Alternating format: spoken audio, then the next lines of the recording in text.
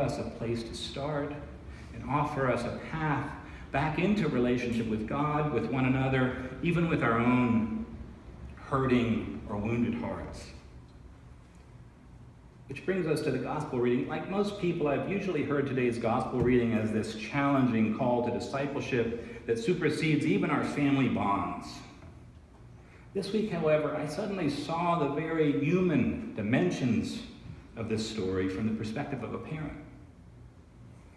As you know, Israel was a conquered nation at the time, occupied and oppressed by the power of the Roman army. Anyone who said and did the things that Jesus was saying and doing in that world usually ended up dead or disappeared.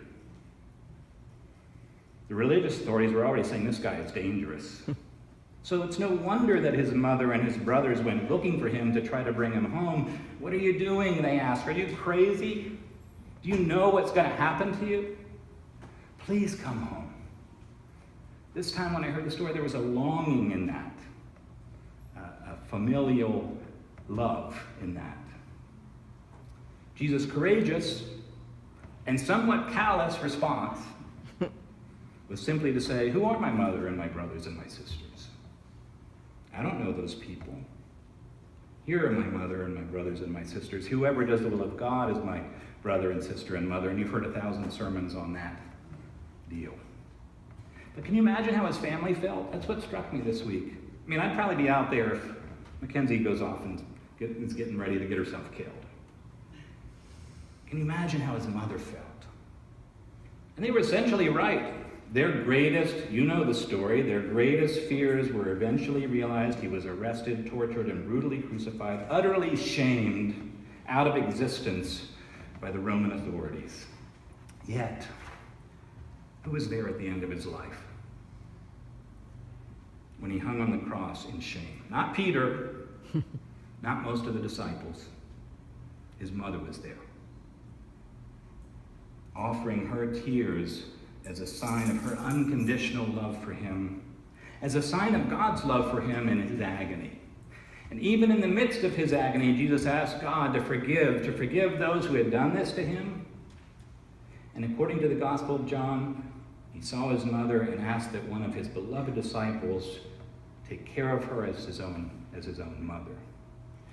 So here at the cross, there's this moment of reconciliation, this moment of love, a moment of grace between a mother and son who had experienced alienation, even mutual rejection. It's a moment in which the grace of God, so freely offered to us to cover our shame, is made manifest in our all too human lives like a healing balm, restoring relationship and bringing us home. So it makes me think for all of us, may we know God's grace too in this way. God's gift of forgiveness. And may we be able to give that gift to others. For the only way that any of us will ever find our way all the way home is together. Is together. If you, O God, should mark our failings, who could stand? But there's forgiveness with you. There is forgiveness with you. I wait for you. My soul waits for you more than those who watch for the morning, more than those who watch for the morning. And in your word, I hope.